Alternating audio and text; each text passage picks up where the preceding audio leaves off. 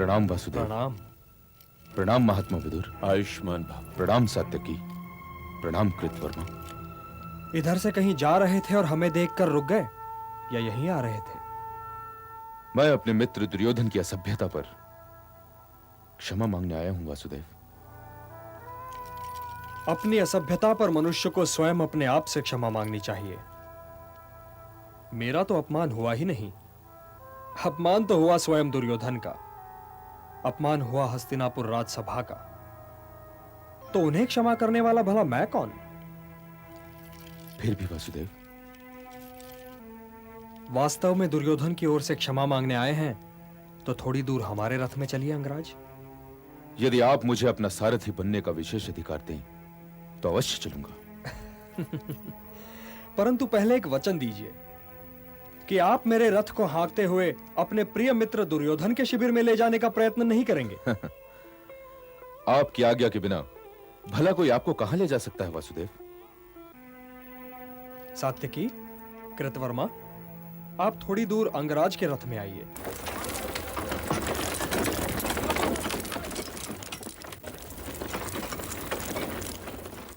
रथ रोकिए अंगराज।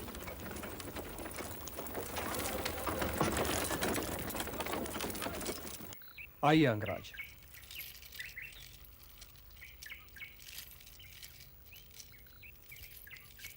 आप लोग यहीं प्रतीक्षा कीजिए।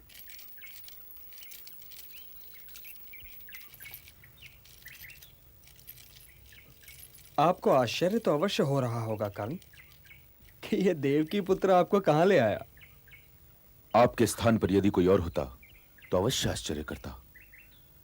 आप तो किसी के आश्चर्य की सीमा में समा ही नहीं सकते वासुदेव। हे राधे, आप एक उत्तम व्यक्ति हैं, सच्चरित्र। आपने जिसे धर्म माना कभी उस धर्म का उल्लंघन नहीं किया, तो फिर आप दुर्योधन जैसे अधर्मी के शिविर में क्या कर रहे हैं? आप तो धर्म की एक एक परत का ज्ञान रखते हैं अंगराज। आप तो यह सोच नहीं सकते कि दुर्योधन का मार्ग धर्म का मार्ग है, सत्य का मार्ग है। परंतु मेरे और दुर्योधन के संबंध का आधार न धर्म है केशव और न ही अधर्म। इस संबंध का आधार स्नेह है। वो मेरा मित्र है। वो मेरा कृष्ण तो नहीं, किंतु मैं उसका सुदामा अवश्य हूं। क्षत्रियों के समाज ने मुझे केवल इसलिए नहीं स्वीकार किया ना कि मैं एक सूतपुत्र हूं, परंतु दुर्योधन ही एक अकेला क्षत्रिय है जिसने कभी भी मेरे और उसके बीच इस विशेषण की दूरी नहीं रखी। आज से बरसों पहले जब हस्तिनापुर क्षत्रिय समाज के सामने द्रोणाचार्य और कृपाचार्य जैसे गुरुश्रेष्ठ मेरा अपमान कर रहे थे, तो केवल दुर्योधन मेरी सहायता के लिए उठा। उसने मुझे अंक का राजा बनाकर मुझे यह अधिकार दिलवाया कि मैं उस अभिमानी कुंती पुत्र अर्जुन को ललकार सकूं। और यही कारण है देवकी नंदन कि जब कभी उसका मुझे कोई दोष दिखाई देने लगता है तो मैं अपनी आंखें मूंद लेता हूं। इस संसार में केवल दो ही ऐसे प्राणी हैं जिनसे मैं प्रेम करता हूं, दुर्योधन और वो देवी जिसने मुझे जन्म तो नहीं दिया, परंतु वो मेरे लिए उस माता से भी अधिक महत्वपूर्ण है जिसने मुझे जन्म तो दिया, परंतु जन्म देते ही त्याग भी दिया। मैं दुखी होता हूं तो इन्हीं दोनों को दुखी देखकर, और सुखी भी होता हूं तो इन्हीं दोनों को सुखी देखकर। मेरे पास ना अपना कोई सुख है और ना ही कोई दुख। मुझे स्वयं अपने जीवन से कोई लगाव नहीं, किंतु मैं जब तक जीवित हूं मेरे हृदय में इन दोनों के अतिरिक्त किसी और के लिए कोई स्थान नहीं बन सकता। यह ठीक है अंगराज कि कृतज्ञता का ऋण उतारना सहज नहीं। सबसे भारी ऋण यही होता है।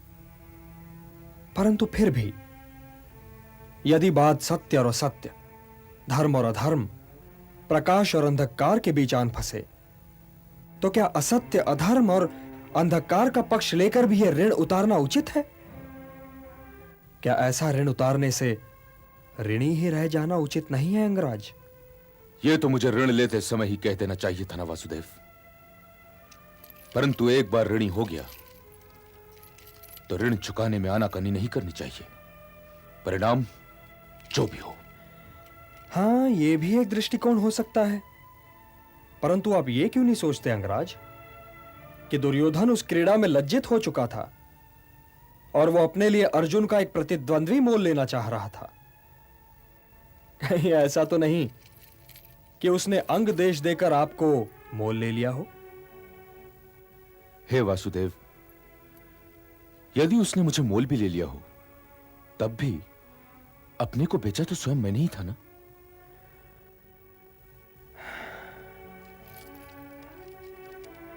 कभी आप अपने जन्म, अपनी पहचान के विषय में सोचते हैं कर्ण? यदि सोचूं भी तो मिलेगा क्या? अर्थात आप नहीं जानते कि आप कौन हैं।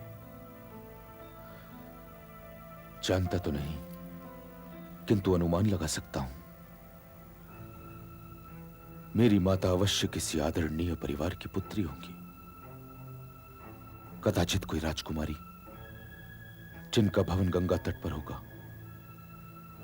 जब ही तो मेरे जन्म लेते ही मुझे सहजता से गंगा में बहा दिया। और मैं यह भी अनुमान लगा सकता हूं कि मेरी माता को अपने पुत्र से कहीं अधिक अपना यश प्रिय था। उन्होंने अपने पुत्र को त्याग दिया और अपनी प्रतिष्ठा को संभाल के रख लिया। और अपनी माता को खोजने के लिए आपका हृदय भी नहीं मचला? जिस माता ने मुझे त्याग दिया हो उसे खोजकर मैं करूंगा क्या? उसे पाकर भी मैं क्या करूंगा वासुदेव? और संभवतः मेरे जन्म के उपरांत किसी आदरणीय कुल में किसी महाराजा, किसी दिग्विजयी से उनका विवाह भी हो गया हो, और अब वो ऐसे पुत्रों की माता हूं जिन्हें त्यागने की आवश्यकता ही ना पड़ी हो। परंतु हे कृष्ण, मुझे इस बात का दुख नहीं कि मैंने अपनी माता की ममता का स्वाद नहीं चखा। मेरी माता का नाम राधा है वासुदेव, और मैं उन्हीं के नाम से जाना जाता हूं, राधा है। किंतु आप अचानक मेरे अतीत की समाधि की ओर क्यों निकल गए? मैं तो उधर कभी जाता ही नहीं। वर्तमान की बात कीजिए वासुदेव, वर्तमान की। आपने ठीक ही अनुमान लगाया अंगराज। आपकी माता एक बहुत आदरणीय परिवार की पुत्री हैं। इसलिए जब आपका जन्म हुआ तो समाज की परिनिंदा से वे डर गईं। आज वे कई पुत्रों की माता हैं, परंतु उनके हृदय में एक सन्नाटा है राधे। उनका हृदय एक रिक्त स्थान है, एक रिक्त स्थान। वे दिन रात अपने उस पुत्र के विषय में सोचती रहती हैं जो कवच कुंडल पहने हुए जन्मा था। क्या आप ये कहना चाहते हैं कि मैं सूत पुत्र नहीं हूं? क्या आप ये कहना चाहते हैं कि मैं क्षत्रिय हूं? क्या मेरा यह अनुमान भी ठीक है कि आप मेरी माता को जानते हैं? हे वासुदेव, क्या मेरी माता जीवित है? क्या मैं उनके दर्शन कर सकता हूं? मुझसे मेरा परिचय करवाइए वासुदेव, मुझसे मेरा परिचय करवाइए। हे दानवीर, हे महारथी, क्या आप सत्य को सहन कर पाएंगे? सत्य का घाव अपमान के घाव से तो गहरा नहीं होता ना वासुदेव।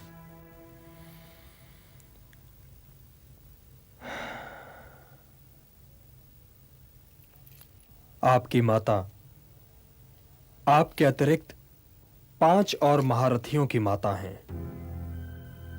और वो 5 महारथी ऐसे योद्धा हैं जिन्होंने आज तक पराजय का स्वाद नहीं चखा। 5 महारथी, 5। आप कहीं पांडवों की बात तो नहीं कर रहे? उनके अतिरिक्त ऐसे और कौन 5 योद्धा हैं कर्ण, जिन्होंने पराजय का स्वाद न चखा हो? हाँ कुंती पुत्र, हाँ, मैं पांडवों की ही बात कर रहा हूं। मेरी बुआ कुंती आपकी माता हैं और आप पांडवों के ज्येष्ठ भ्राता हैं।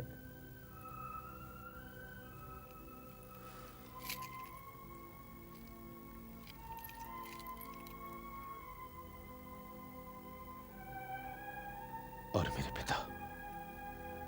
मेरे पिता कौन है वासुदेव? आपके यही इष्ट देव आपके पिता हैं कर्ण। मैं सूर्य पुत्र हूं? हाँ।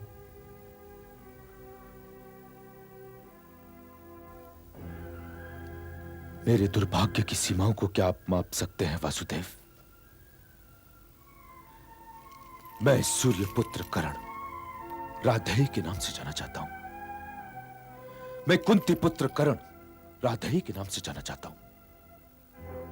मैं कुलीन युधिष्ठिर, शक्तिशाली भीम, शूरवीर अर्जुन, सुंदर नकुल और बुद्धिमान सहदेव का ज्येष्ठ भ्राता कर्ण राधेय के नाम से जाना चाहता हूं। सारा संसार मुझे सूत पुत्र कहता रहा और मैं सुनता रहा मैं। तनिक सोचिए वासुदेव, तनिक सोचिए, तनिक मेरी पीड़ा समझने का प्रयत्न कीजिए और इसका उपचार बताइए।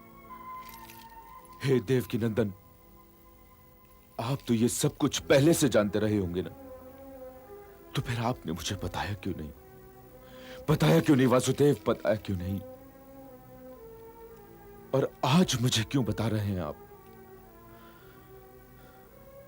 मैं तो पांडवों के लिए अपनी घृणा की पूंजी लिए जी रहा था और अपने को धनी समझ रहा था। मैं धनी समझ रहा था।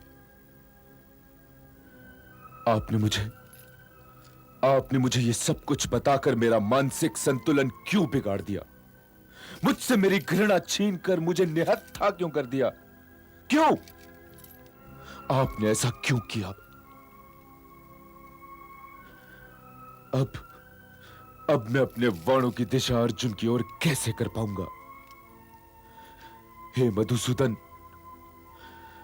आपने तो मुझे युद्ध के आरंभ से पहले ही हरा दिया। आपने ऐसा क्यों किया मधुसूदन, क्यों किया? हे मेरे प्रिय भ्राता कुंती पुत्र कर्ण,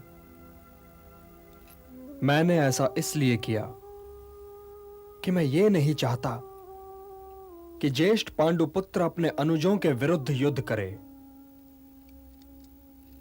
आप बुआ कुंती के विवाह के पहले जन्म ले चुके थे, इसलिए नियमानुसार आप बुआ कुंती के पति महाराज पांडु के ज्येष्ठ पुत्र हैं। आप ज्येष्ठ पांडव हैं कर्ण, आप ज्येष्ठ पांडव हैं। मेरे साथ चलिए कर्ण। इंद्रप्रस्थ राज का मुकुट आपके सिर पर होगा। आपके अनुज आपका चरण स्पर्श करेंगे।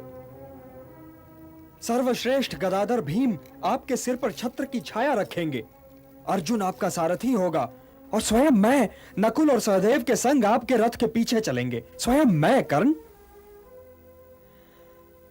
हे प्रिय पांडुपुत्र, धर्म पालन में आप युधिष्ठिर जैसे हैं, धनुर्धरी में आप अर्जुन जैसे हैं, सौंदर्य में आप नकुल जैसे हैं और योद्धा की शालीनता में आप सहदेव जैसे हैं। मुझे तो आश्चर्य हो रहा है कि अब तक यह सब किसी ने देखा क्यों नहीं, कि अब तक किसी ने आपको पहचाना क्यों नहीं। मेरे साथ चलिए अंगराज, मेरे साथ चलिए। मैं सारे संसार को आपके चरणों में डाल दूंगा, सारे संसार को। और इससे ऊपर ये कि आपको 5 भाई मिल जाएंगे और आपको अपनी माता मिल जाएगी।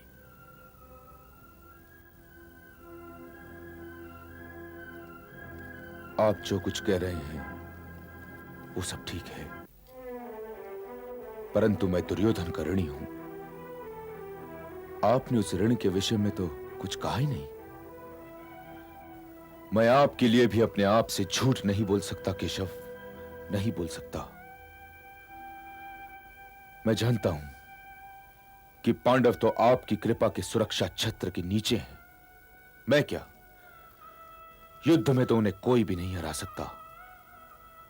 और मैं ये भी जानता हूं केशव कि कौरव सेना की पराजय निश्चित है। फिर भी मैं दुर्योधन ही के ध्वज तले युद्ध करूंगा। दुर्योधन के लिए मेरा आत्मविश्वास पराजय स्वीकार करने को भी तैयार है। हे मधुसूदन, अब जब यह जान लेने के बाद कि अर्जुन मेरा अनुज है, मैं उसकी ओर उसके प्राण लेने वाले वाण तो नहीं भेज सकता ना। फिर भी मैं युद्ध करूंगा, अर्जुन से युद्ध करूंगा। आप तो यह अच्छी तरह जानते थे ना कि मैं दुर्योधन की मित्रता को कभी नहीं त्यागूंगा। फिर भी आपने मुझसे मेरे जन्म का रहस्य बताकर अर्जुन के प्राणों की रक्षा कर ली। हे केशव, यदि आपने ऐसा न किया होता तो अच्छा होता। तो अब आप मुझे एक वचन दीजिए कि मेरे वीर गति को प्राप्त होने तक आप मेरे अनुजों को यह नहीं बताएंगे। यदि युधिष्ठिर को पता चल गया कि मैं उसका ज्येष्ठ भ्राता हूं, तो वो अपने सिर पर मुकुट रखना कभी स्वीकार नहीं करेगा। और राजा बनने योग्य तो मेरा अनुज युधिष्ठिर ही है। यदि उसने मुझे यह मुकुट दे दिया, तो मैं अंग देश के मुकुट का ऋण उतारने के लिए अपने मित्र दुर्योधन के सिर पर यह मुकुट रख दूंगा। और यह उस मुकुट से बड़ा अन्याय होगा, बड़ा अन्याय। हे मधुसूदन, अब हमारी भेंट रणभूमि में ही होगी।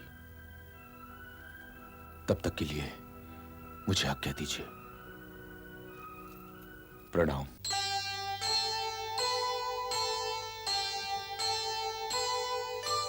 पश्चिम से सूरज उगे, दिन बन जाए रात, किंतु कभी ना मित्र से